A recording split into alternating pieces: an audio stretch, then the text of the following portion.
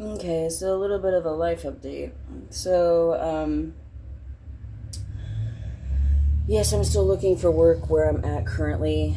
I'm not looking for like the most serious job, but something to pay the bills, you know, and for the next year, just to really get my life back under control.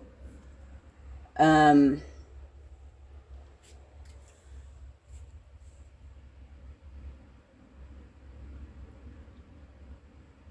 yeah, I mean, I'm really, really upset. As far as staying here, likely not. That's not really just you know, I've lived a lot of places. I've been all over the world. Everywhere has pros and cons. I might bring my pros and cons back. As far as like the ultimate cons, Louisville, Tennessee, which is ironically both places. I was born and raised in Louisville up until I was almost 17 years old. And then we moved to Tennessee and I finished out high school there, the last 2 years of high school. And then um, my family lived in that area for over 20 years. And, my little sister went to University of Tennessee. She went to UT in Knoxville and all that wonderful, great stuff. It's just,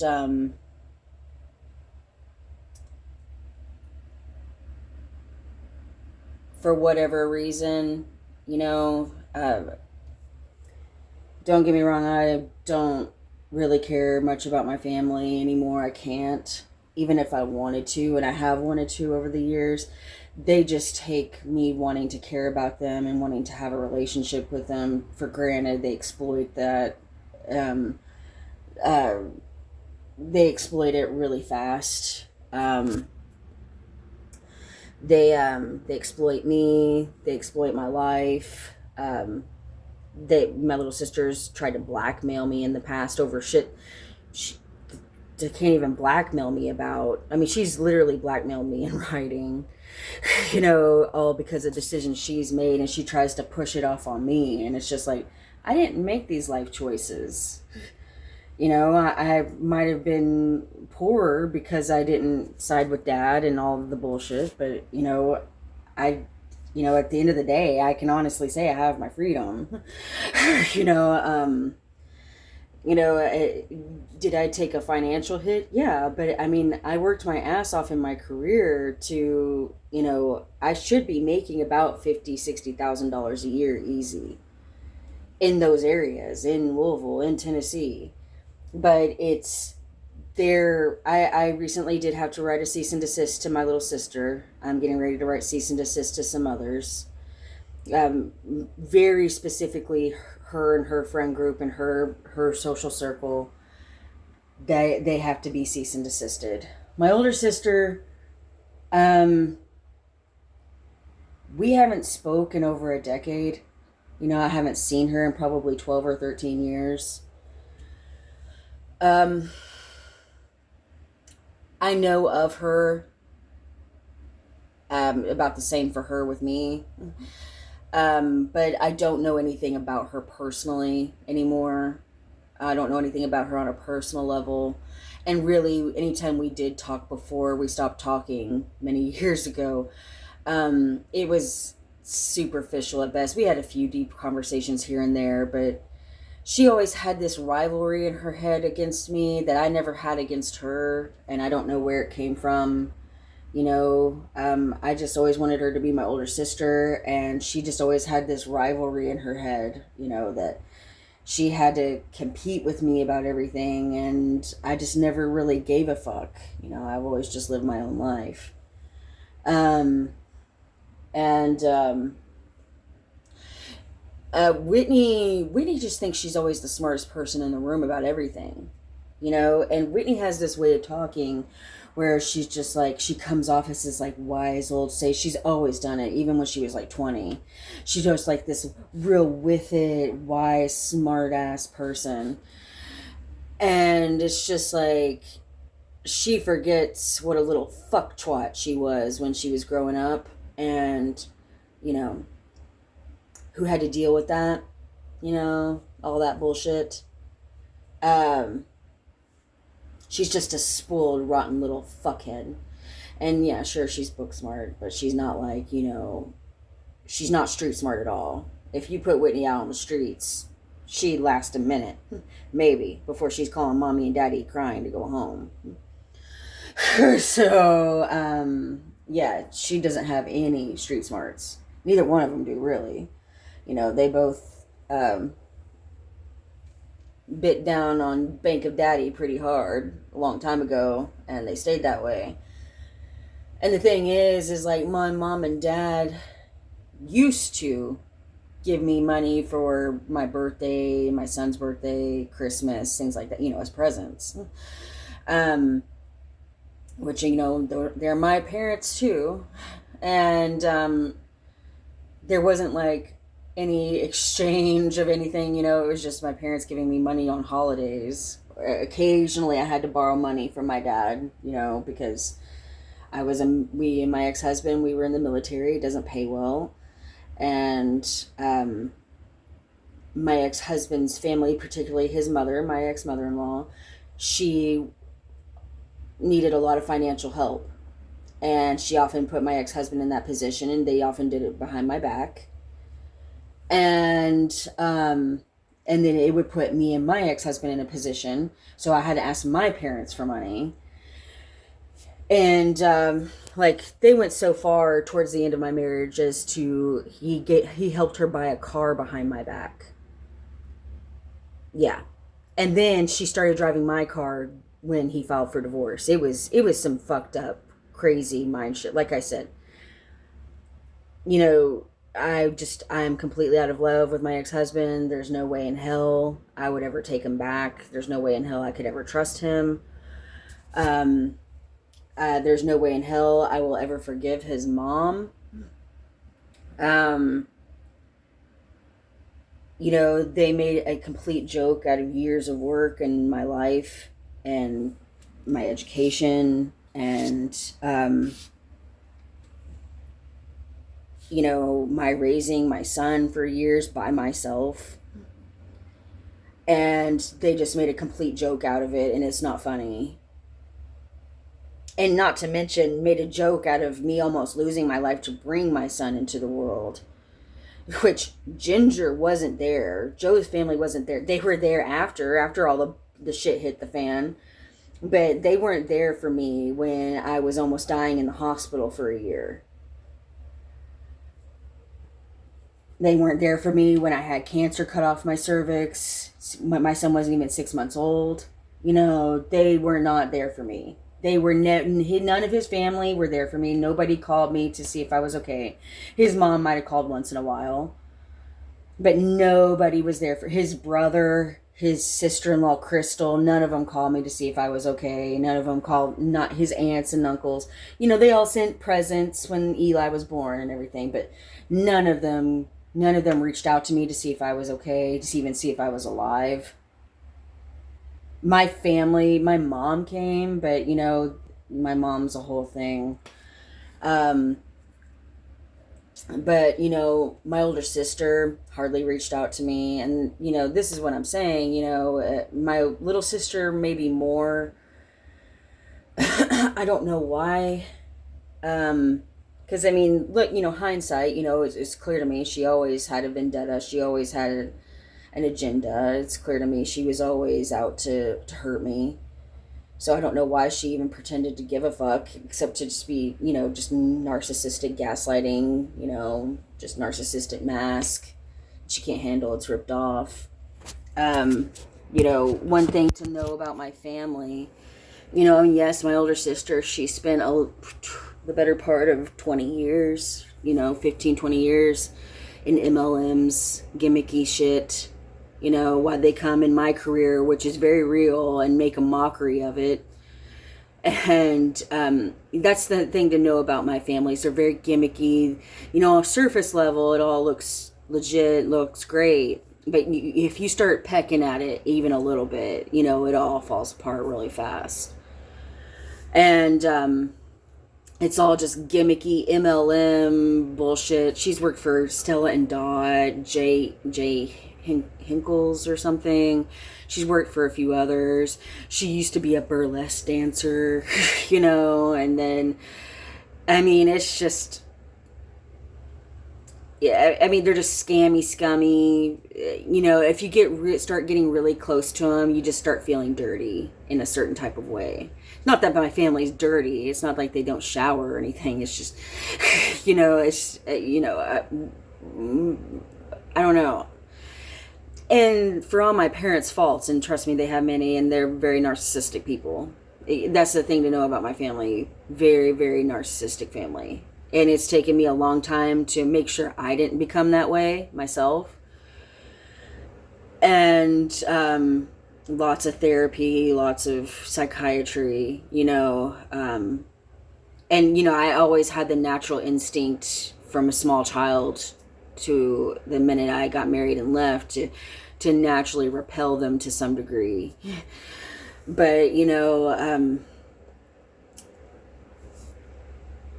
I mean, my family is a viper pit of narcissism. Absolutely. I mean, you start uncovering truths about my family, that all becomes very obvious very quickly. And I'm not saying I'm a perfect little angel. I'm not saying I'm just some amazing, perfect person. I'm far from perfect. But, they have a tendency to do the narcissistic, like, I have evaded my taxes on insane income for 40 years, but you did this little thing and you're a monster. Narcissists have a tendency to do that. They'll downplay their massive, insane level faults in life.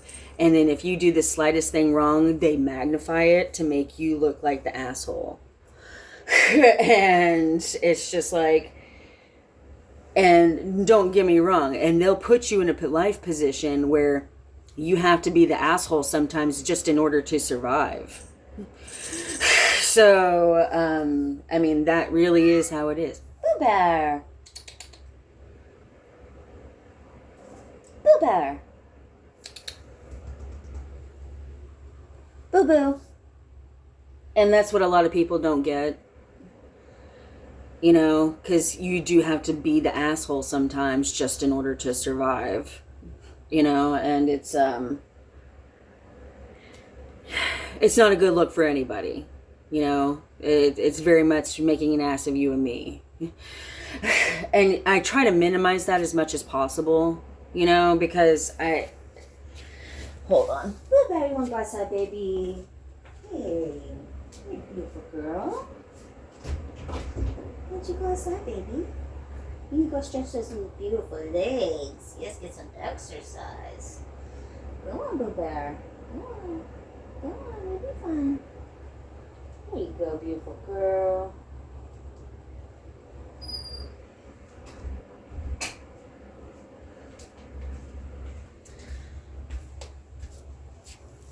So, yeah, I mean, they've slandered me, libel and slander. I mean, like, proven libel and slander. So stupidly, so idiotically, that my sister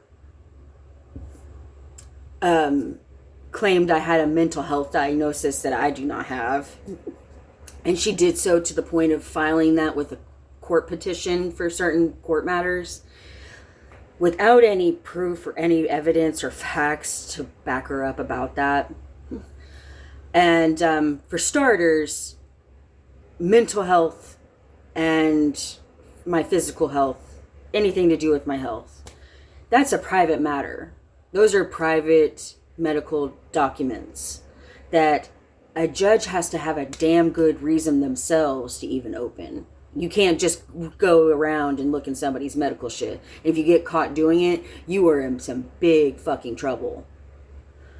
So, I mean, like, even a doctor can't just go, hey, I want to know about this person's medical shit. I'm going to look up their medical records. You have to have a medical reason in order to look into somebody's medical records. Like, a very valid, like, I have solicited said doctor to look into my medical records. I've hired them and solicited them as a practitioner to doctor me for whatever reason. And then they look into my medical records so they can make sense of A, B, and C so they can treat me medically. So even doctors can't just look into anybody's medical records for no fucking reason.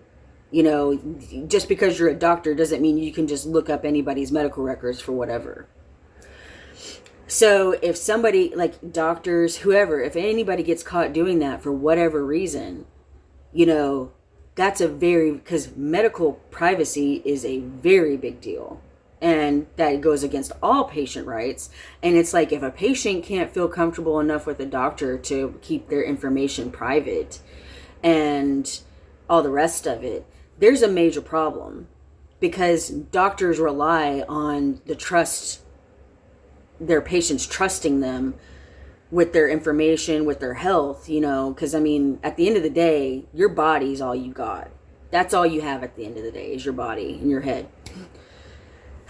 So that is all you really own in life. You know, that's the only thing you're taking with you at the end. You can't take any of the rest of it. I mean, it's all nice and everything, and it's important. But at the end of the day, when you die, you're not taking any of the rest of it with you. You're just taking your body and your brain. That's a very big deal for somebody else to, you know, have any level of medical control is a strong word. But, you know, I mean, yeah. Medical authority over, I guess I should say. So, yeah, I mean, she hadn't been part of my life in years by that point. And a couple years. And it's not like she was a major part of my medical health or anything before that. And she claimed to the court that I had this medical diagnosis with my mental health that I've never had. And I have very clear mental health diagnosis. I have major depressive disorder. And that's been backed by many psychiatrists. And I had to go all the way out to California without telling anybody and get a real medical diagnosis, telling the doctors pretty much everything. You know, not every little detail, but I gave them the broad strokes. Because it's a psychiatrist, and psychiatrists are limited. You know, they don't want to sit there and therapize you for weeks on end, and you know what I mean? So you kind of have to be real quick and give them broad strokes about how shit went down. And, you know, remove my family, remove a bunch of social bias from the, you know, I'm born and raised in Louisville. There's a big social scene up there that I do not agree with. I don't really agree with most of that area anyways. And, yeah, I mean, there's just Tennessee, Kentucky, Georgia, all those places, you know, I'm just not really a major fan or give a fuck of. It's not like they ever gave a fuck about me, really. So, yeah, she claimed to the court I had this diagnosis I'd never had. I don't know where she got it from. She started slandering me to other people about that. I've had to recently write a cease and desist to her to stop, because that's not a diagnosis I've ever had. It's none of her business anyways. And she's literally in writing slandered me to a court. Libel and slandered me to a court, which is insane. Do you know how hard libel and slander is to prove in law? And she libel and slandered me in writing to a judge in court. Because the thing is I take her to court about it. She has no way of knowing, really. A judge would be like, surely a judge would, I didn't go to court because it was a civil matter. I didn't have to show up. Surely the judge was like, where is your proof? That is a huge claim to make about somebody. Where is your proof? And that is a huge allegation to throw out. And, you're way off your base here. Not only is it a huge allegation, but that's somebody else's personal, private medical health. Where do you come in and factor in all that? So, because I can show a judge medical record after medical record of psychiatrists backing up MDD time and time again for years, for the last 7 years, and I purposely broke away from all that to get a real diagnosis with somebody that didn't have a dog in the fight, and I got my diagnosis, and I've had a few psychiatrists back that diagnosis up. What she's claiming I had, I've never ever had an issue with anything of that nature. So, yeah, I mean, but the thing is she goes around telling people that behind my back, and people are still very stigmatizing towards serious mental health conditions, and they're still very discriminating and all of that. And the particular condition she said I had, I'm not discriminating towards. I understand it. I understand why people, act the way they do when they have that particular condition. And to some degree, I'm not a psychiatrist or anything, but, I've been in the mental health game as a patient. And, if you're a patient for so long, you learn a lot if you're halfway smart. So, yeah, I mean, you end up learning, just as much as any fucking tech or nurse does on some level. But,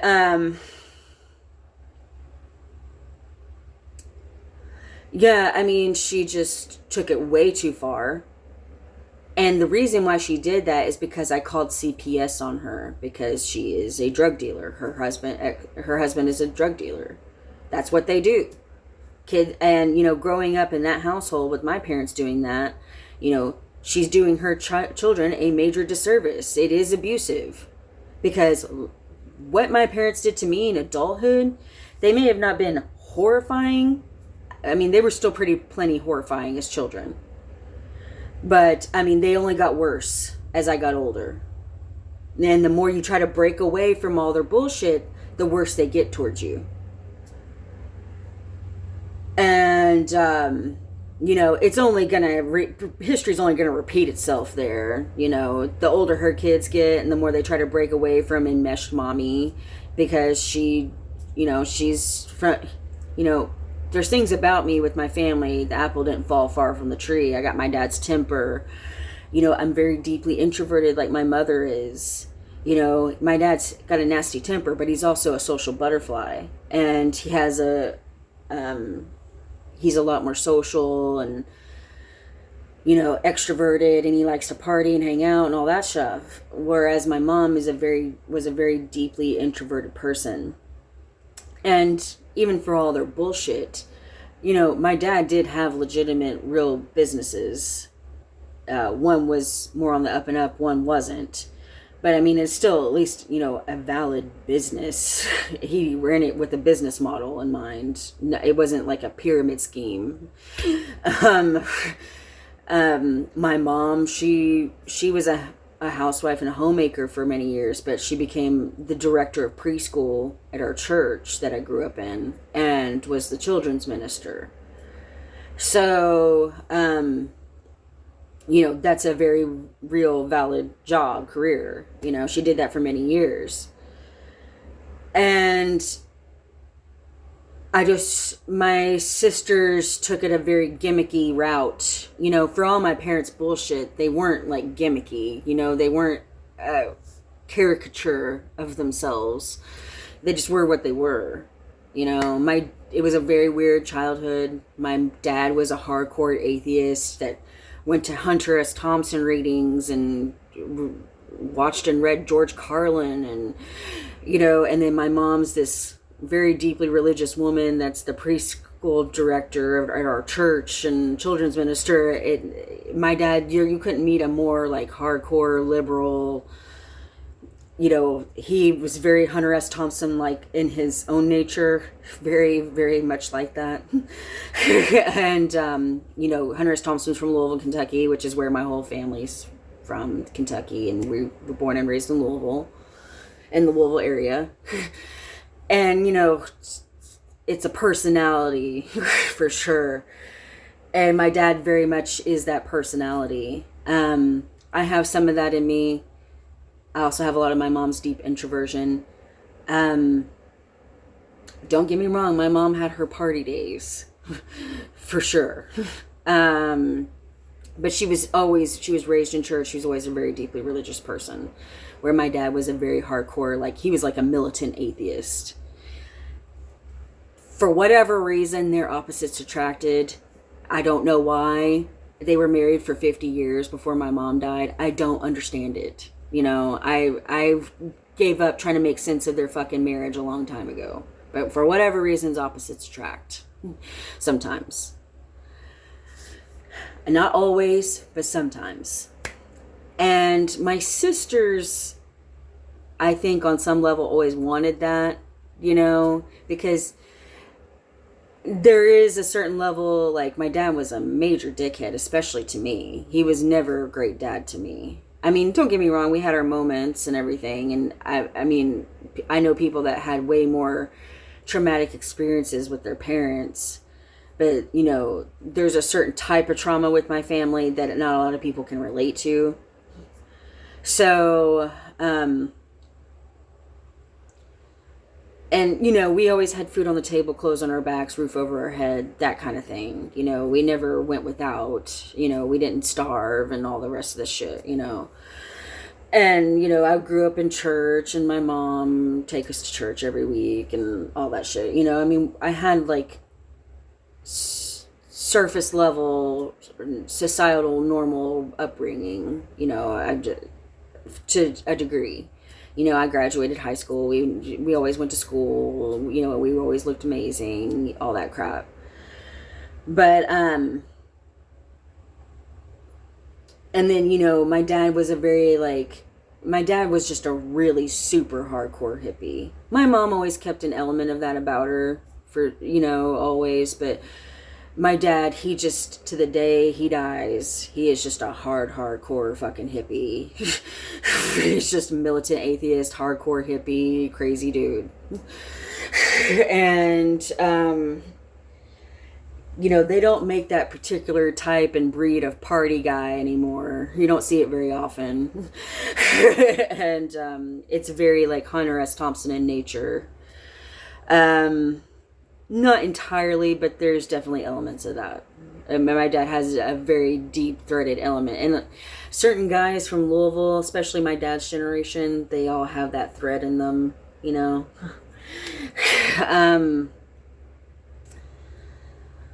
Anyways, and my dad, he really did take us to see Hunter S. Thompson read.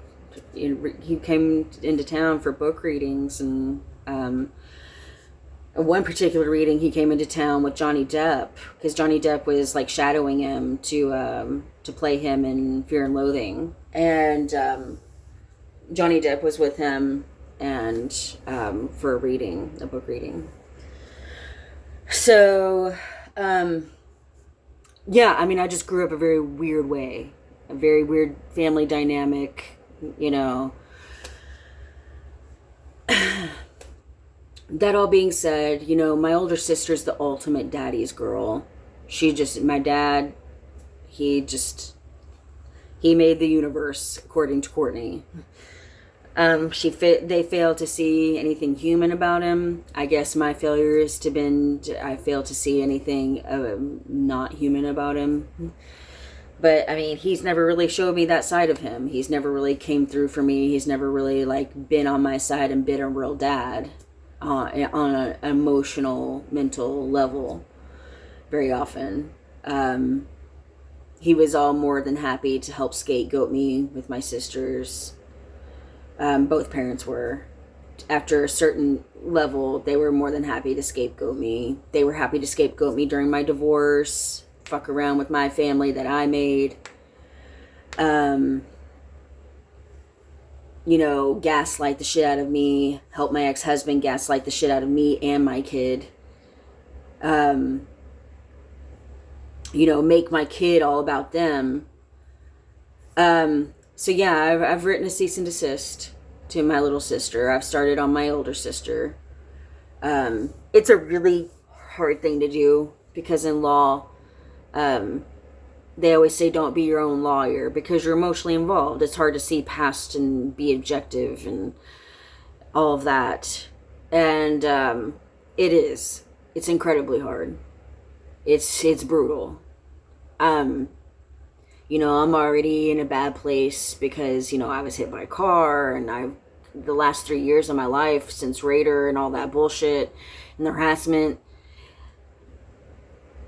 it comes more in spurts now.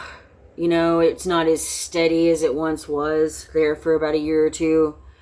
It'll lay off for a minute and then it'll come in a real strong spurt. I'll have a few instances happen, but then the instances happen, I get hit by a fucking car.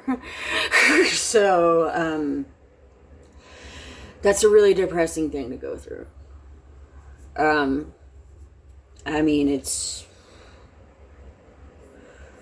It's pretty bad. But, I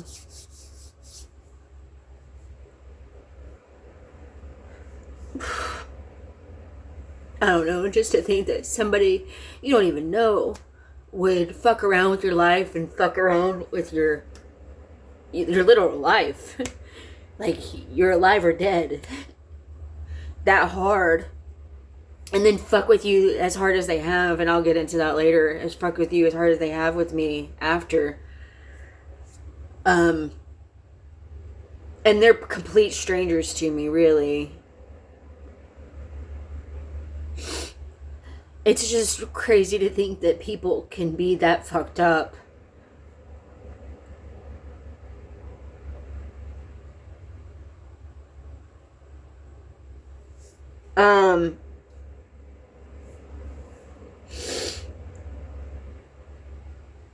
For all my crazy shit and over the years, I never hit anybody with a fucking car, or the level of crazy, I never sought out rape and abuse victims and told them they have a victim complex on the internet. I mean, this is some crazy shit.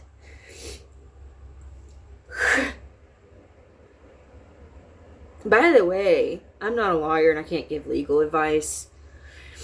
But just so you know, just so you have a heads up, let's say you do get in some very, heavy legal trouble, especially criminally. You're in criminal court. You know what your criminal attorney has to do? They have to market you to a judge. Let's say you cut a deal with the DA, you get lucky. And they reduce your charges and you only have so much jail time and then you have probation or parole or whatever, right?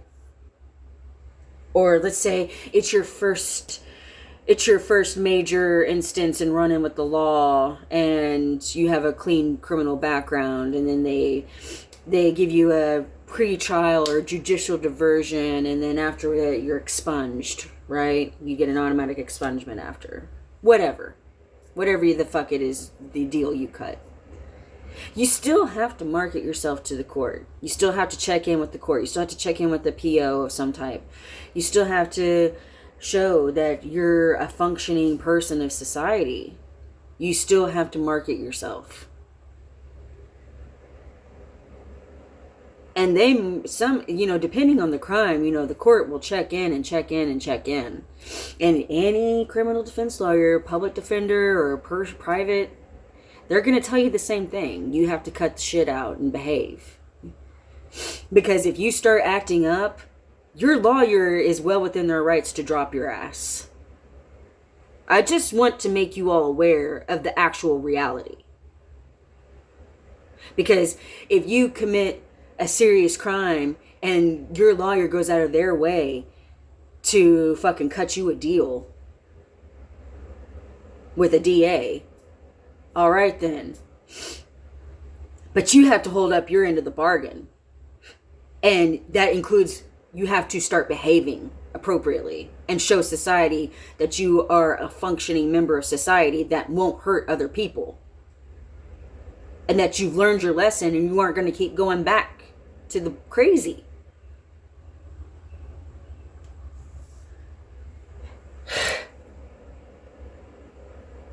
And, you know, just from my viewpoint, I don't know if any of you have been charged for anything other than Raider, you know, and the rest of it. But you all are not showcasing behavior that shows that you are not a danger to society.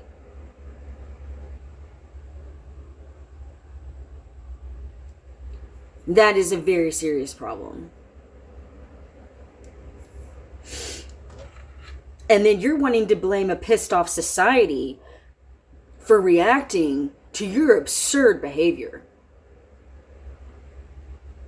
Yeah, that's a really good way to send somebody straight the fuck out the roof, is hitting them with the car. And then fuck around.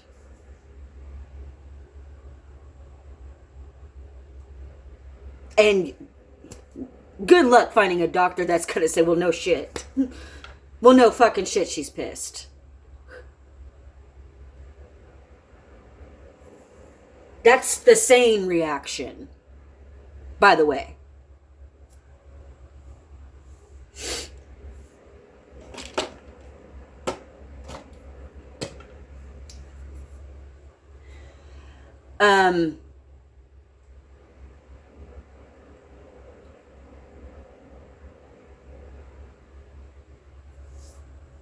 Anyways, you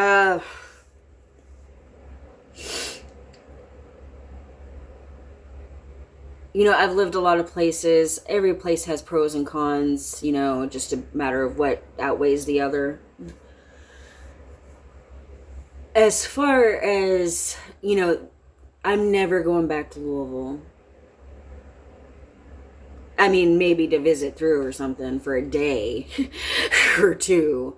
I mean, about 2 days is about all I'm willing to handle of Louisville, to be honest. To be really be honest about it. That's about all I'm willing to handle. About the same for Tennessee. You know, the bloom's off the rose. You know, and it's just like, I'm not trying to force that out of those places. So, I mean, they're just really, it's asking a lot for me to even think about coming back, you know, and think that I would fall for any of it again. So, I mean, that's just not happening. You know, I haven't been in Louisville for over a year. You know, I've made a purposeful point to stay away, and I have stayed away, you know, you know, it's not, you know, 6 months away, 3 months away, you know, like before, because, you know, I go back and then they're all like, oh yeah, everything's cool, whatever. But, you know, the second they thought they could put it over on me, they did. They went for it. And same for Tennessee. So, I mean, yeah, no, I don't need that shit in my life. Nobody needs that shit in their life. And it's like, I already got enough fucking problems. So, no, I'm not coming back, and you need to get that through your head. I'm being clear. I've been away from Tennessee for a hot minute, for a while. So, I mean, it's just like, yeah, you all need to make that clear, get it through your heads. I'm just not coming back. And it's just not happening. I mean, really, it is over my dead body before I come back. For real. Like, there's just nothing there for me.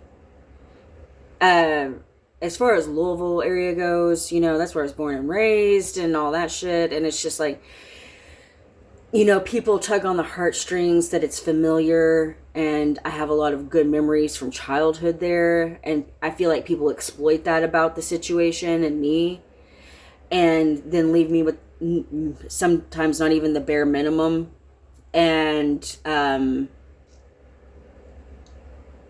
you know, there's just nothing there for me. And every time they think they have the chance to fuck around and hurt me and they do it. They take the opportunity. And it's just like, you know what? Nobody needs you stupid, worthless fucking hicks and your hick bullshit in our lives, in their life. Nobody needs that. And it is stupid, worthless hick bullshit.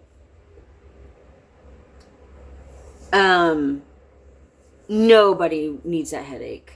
And they've done it they've had so many chances to clear their ass up, and they only get worse. And it's psychotic. It's just so fucking insane.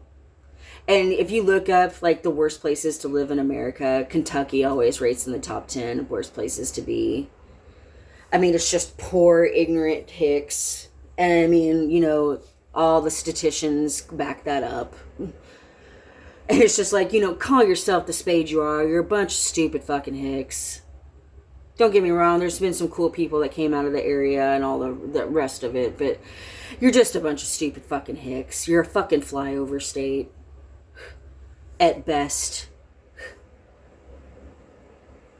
So, and yeah, sure, there's the Derby and everything. And if you're going to go to Louisville, that's the only time I would recommend going, is go during Derby Fest and during the Kentucky Derby, and then get the fuck out. The area of Tennessee, my family lived in for about 20 years, and I lived for, I don't know, about 6 or 7 years before I got married. And then I moved away. And, I would come back and visit my family in Tennessee, but that wasn't very often. And then maybe once a year, maybe once every 2 years.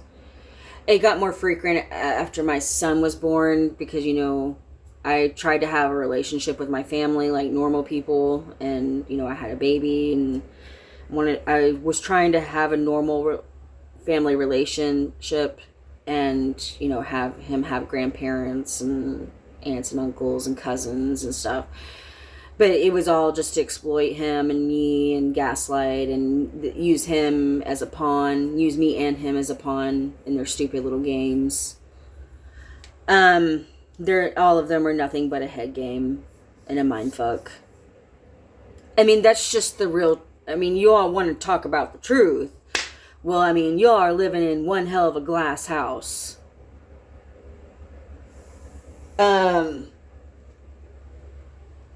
So,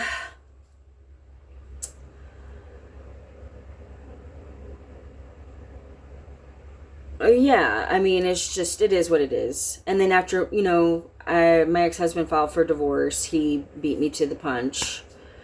I had initiated wanting to get divorced. And then he put me in a situation and manipulated a very, very serious situation and then used it for his favor legally, which, I mean, he really had no right to. And he did it to manipulate me and our son. And he did. I mean, I don't know his new wife. I don't know her at all, really. And they always say, don't warn the next person in the narcissistic relationship. But, I mean, if she is watching, the only advice I can give her is make sure you keep your job. Make sure you keep a separate bank account. Make sure you have a savings account. And, I know personally, especially after Eli was born, Joe's temper only got worse and worse and more violent. And if we'd had stayed together, it would have only been a matter of time before he stopped smashing the TV and the coffee table, and it would have ended up my face. I don't know their relationship. I don't know their dynamic. I would still imagine that Joe is probably still hitting the bottle pretty hard. So, that ain't nothing but a family thing there. And they're all kind of, I have to say allegedly for legal purposes, but anybody that knows them well would easily tell you that they're all a bunch of drunks. So that's Joe's parents, that's Joe. Kevin, I don't know how much of a drunk he is, but I mean, and like I said, this I have to do this all under the umbrella of alleged. This is an allegation, technically. But Kevin, he's been in harder drugs. His ex or his wife Crystal, she used to be on harder drugs. I don't know what they are now. I don't know them very well anymore. But I mean, knowing my ex-husband as I do, I was with him for a very long time. I'd still imagine that he's probably hitting the bourbon and beer bottle pretty hard. So, and his mom is a wino, like a hardcore wino. And I mean, if you asked Ginger's ex-husbands, which I'm sure there's probably like 3 or 4 of those by now,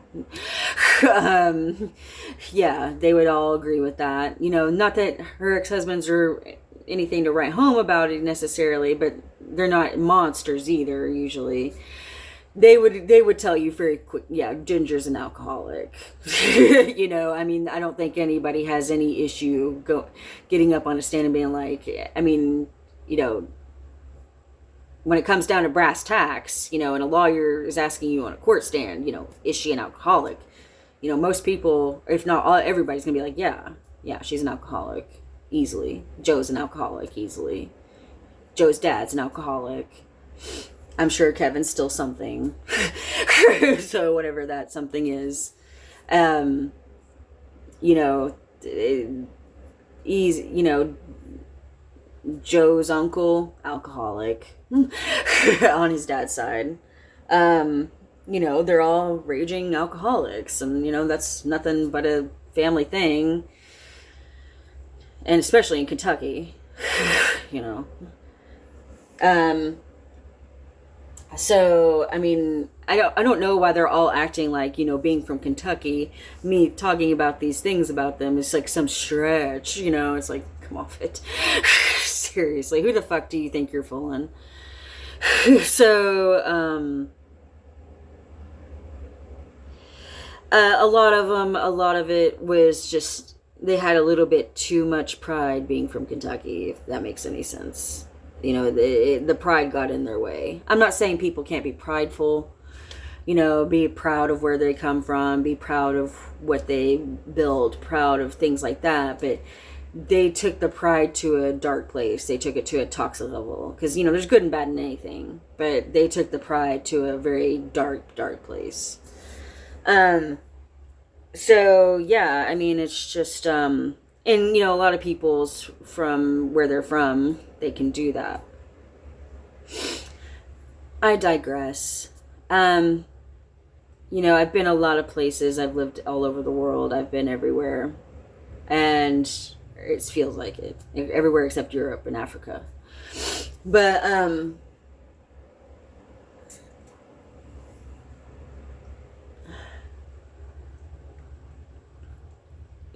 as far as I'm concerned, I'm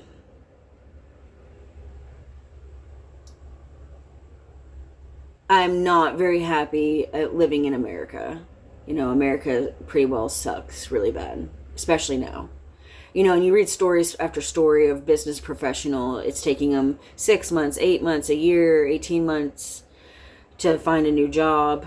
And, some of them given up altogether and just started doing online stuff and merchanting and all this other stuff because the job market is such a horror show. And yeah, companies really need to get the stick out of their ass and fast.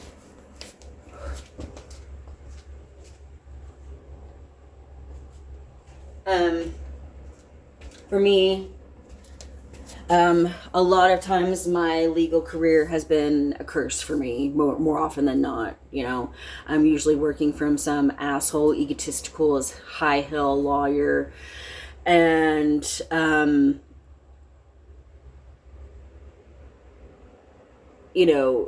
doing their bitch work, or in some cases just doing the lawyer work myself, essentially, and filing it under their name. So, yeah, I mean, more often than not, my legal career has been more of a curse. And lawyers being just awful towards me, treating me like I'm just nothing, making me feel that way. And then they're like, why aren't you more confident? And it's just like, are you serious right now? And, I had lawyers do this to me after I did my own legal work to put my ex-boyfriend in jail for beating the shit out of me. Not even like 6 months after. And it's just like, wow. And you're really wondering where my confidence is. So, no shit, Sherlock. So, come off of it. To be fair, a particular set of lawyers, they didn't know at the time. So, they were unaware of just how bad things had gotten in my life on a legal level, on a personal level, and like how bad people were truly, like, for real, blackmailing and exploiting the situation. Because surely as lawyers, they would have never said half the shit they said, you know what I'm saying? Or, but then, they had, I come from a family, I can guarantee, I was raised with more money than most of them. And, they were just like, how did you go to, they had a paralegal. She was like, how did you go to college in Japan? How did you live in Japan? I was like, well, my ex-husband was with the military and we were there stationed with the military for years. And she's like, oh, that's how you got to go. It's like, you suddenly have a problem with military service, like, are you for real? Like, we got paid to live in Japan. It wasn't on mommy and daddy's trust fund. So, and not just paid, but we were serving our country. And do you have a problem with people serving their fucking country? And it's just like, fuck you. Yeah. And it's just like, a lot of lawyers, they have like political goals in mind. That's a big goal for many lawyers, is to move on and, move on into politics of some sort. And it's just like, are you sure you want to take that stance that you don't like the military? Or you have a problem with somebody getting worldly experience because they were with the military? Are you really sure you want to go there? Especially when two of those lawyers, they got their start doing bitch work with government work as public defenders. And all of a sudden they magically have a problem with somebody being with the government for a decade? Are you serious about that? She was just a fucking bitch. I try not to say that about other women. Yeah. You had to really cross a certain line with me for me to go off on you as a female. But they do it, especially these fucking Midwestern Southern hick bitches. They're bitches, they're fucking cunts, and I'm sorry, but I'm sorry, not sorry. I'm really sorry that you're that fucking ignorant. That's usually what I'm sorry about. And, I don't like to talk that way about women. It's not like I'm out gunning to be that way towards a female. But a lot of female make the grave misconception that just because they're a woman, they can't be a misogynist. And that is not true. That is just not fucking true. And you're goddamn right, when it's clear to me that women are just being misogynistic assholes, and especially towards me, you're goddamn right, they're a fucking cunt. Fuck them. Talk about whose side are you fucking on? Are you even on your own side as a woman? So, it's just like, fuck you. But, and it's not a place I really like to go. I have plenty of females in my life where I didn't stoop to that level. And there's plenty of females in the South, I may not always see eye to eye with them, but I'm not like, getting into a place where I'm just like, I feel like I'm just like, you fucking bitch, you fucking cunt. You did not go there with me. So, are you out of your fucking mind? So, and I hate to be that way. You know, it's not like I'm doing it just to do it. Trust me. The line was crossed. So, yeah. You know, I have a nasty temper anyways. It's something, I'm not nearly as bad as I used to be, you know. But it's like people are going out purposely trying to push those particular buttons. And I try not to give into it, you know, I really do, but, you know, I can only take so much. And, you know, after being hit by the car and how people are fucking around now, you know, I'm not giving into it on professional levels as much, you know, but I mean, we're there. So, I mean, yeah. I'm still not very happy. And it's like, all you have to do is just leave me the fuck alone. Really. And leave my shit in my life the fuck alone. And yeah, I've had the blessing of my legal career is, yeah, I mean, I'm breaking out the C&Ds. And I don't want to. You know, it's not anything I want to do. You know, I didn't want it to come to this place. I tried for years to keep it from coming to this place where, I mean, where, you know, I'm really having to take a very hardcore stance against some people and, you know, back it up with, you know, allege and then start backing up with facts, you know, and then if we have to go even further down the rabbit hole, you know, which the C&D is out there so we don't have to go down the rabbit hole of court. Because, see, I understand how to navigate the rabbit hole on a certain level, whereas they don't. They'll have to hire a lawyer that can navigate the rabbit hole. But just because you're hiring a lawyer isn't an automatic, you know, insurance policy that you're going to get what you want done.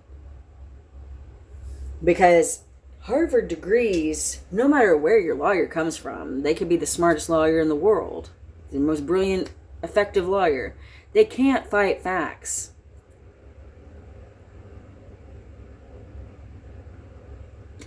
I mean, there was an instance, I mean, really, honestly, should they have put the DVO on him or put the restraining order on him? Yeah.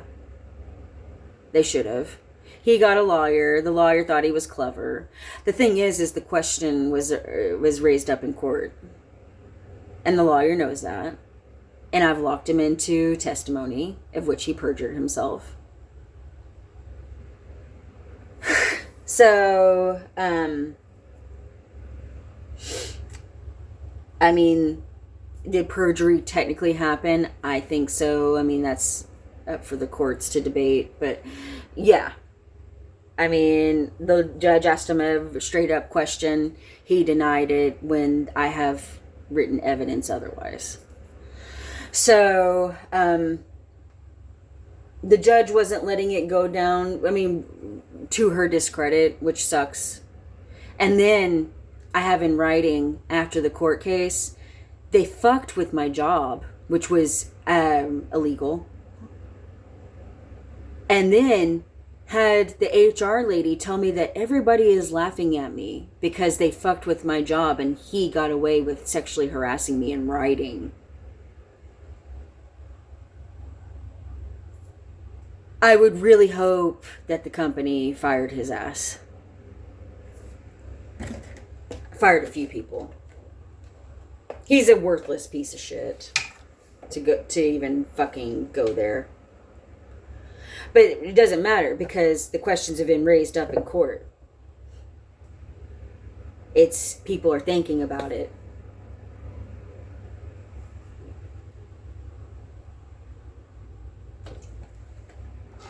And that's just it.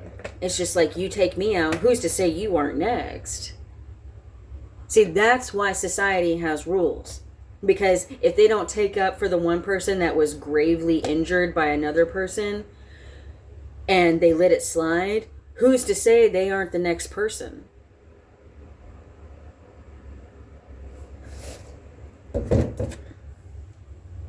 Anyways, No, then the HR, she was new to the game, and she was trying to make all these new rules, and it's just like, you have no idea what you're doing. You don't even know what you're talking about. Yeah, so, and then she came at me and she was just like, everybody's laughing at you. And I was just like, this is not a laughing matter. This is not funny. I would never tell somebody that felt and thought they were sexually harassed at work and had all the written and screenshots to back that up and tell them that everybody's laughing. It's not funny. It's just not fucking funny. Especially after everything I'd been through with that company and their employees before, with Raider.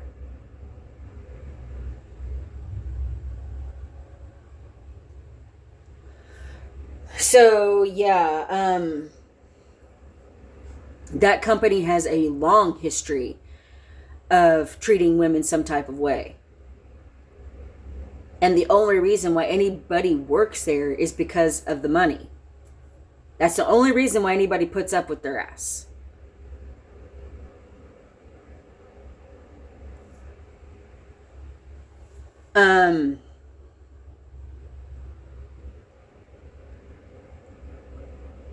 Yeah, it's not funny. None of it was fucking funny.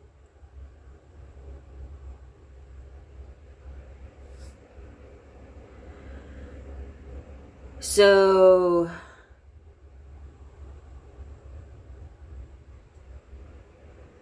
yeah, I'm starting to break out the C&Ds. I have like a list of 20 people. It's just, I mean, I got it churning. And like I said, you don't want to be your own lawyer. But you know what? I'm so far removed from some people, I can be objective to a degree. So, yeah.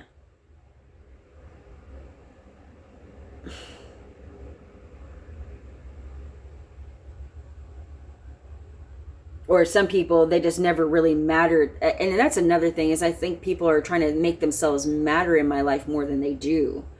And they'll be pretty fairly new to me. I mean, really, honestly, unless we're like in each other's life for a solid year in a very deep way, there's still an element of, you're a stranger to me. You know what I mean? I mean, yeah, some people, like my boyfriend, we've been together for the better part of 4 months. And would I consider him a stranger? No. But, I mean, is there still a lot to learn about him? Sure. Vice versa. But, but he's not a stranger to me.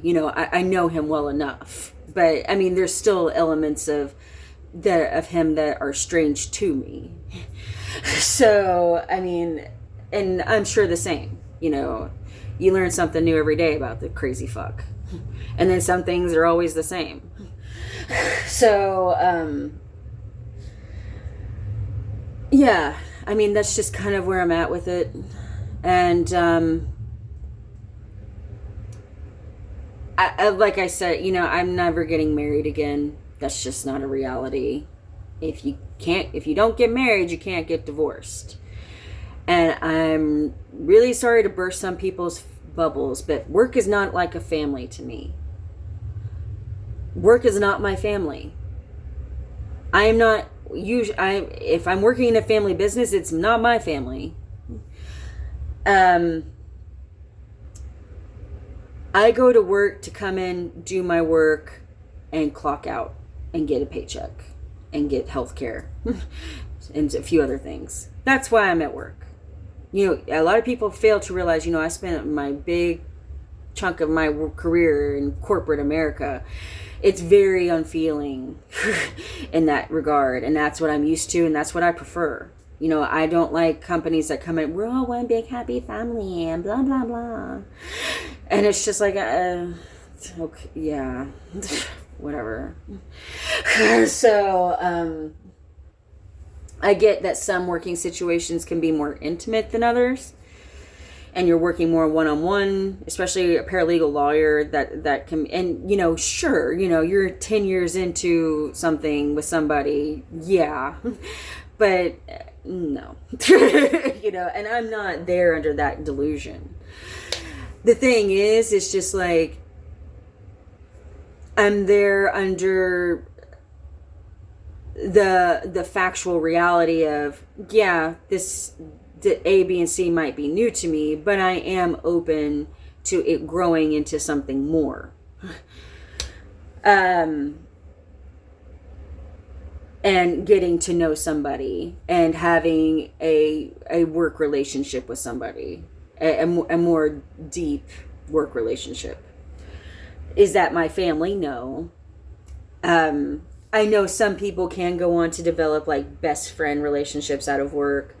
And I can see that very easily happening out of a lawyer-paralegal or lawyer-lawyer relationship, especially years into it. Absolutely. It's just that I haven't had that experience. And just because I'm a paralegal doesn't automatically mean I just match up with any lawyer. People, even lawyers, different personalities, different wavelength. So I'm getting a warning that I'm about to stop recording. So anyways, just because you're paralegal doesn't mean you automatically match up with the lawyer. So anyways, I'm just pretty well over it. And I'm weighing pros and cons about everything in my life, but I just want to be very clear.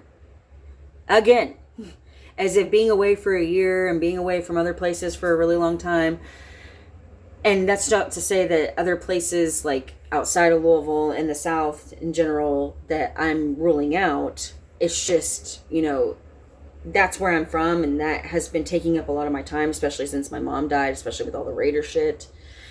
And I'm done with it. And I'm done I've given plenty of chances. And it always blows up in my face. It always fucks me around. It always wastes my time and money. And I'm done.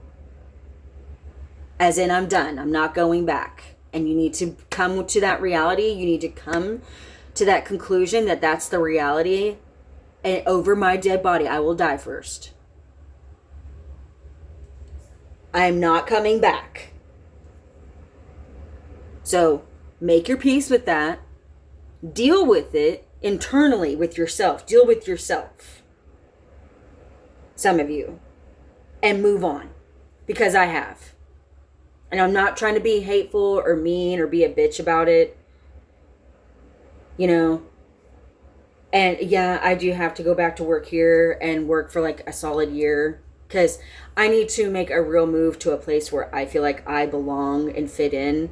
And I need to do it on a halfway right way. Without all this crazy drama, all this financial crazy. I can't handle the fucking lying and the bluffing and the crazy and all the bullshit. Just get your fucking shit together already and get a fucking grip and fuck off. I mean, just fuck off. You've beat a dead horse, literally, and you beat it and you beat it and you beat it to the bones, and now the bones are fucking just a dust pile. Just fuck off. I'm not doing this shit at 60. I'm not wasting my life on your all's crazy bullshit. Get a life and move on. And leave me the fuck alone. I've gotten to a place, I very much am really a litigation paralegal. I'm churning out C&Ds. Get that through your head.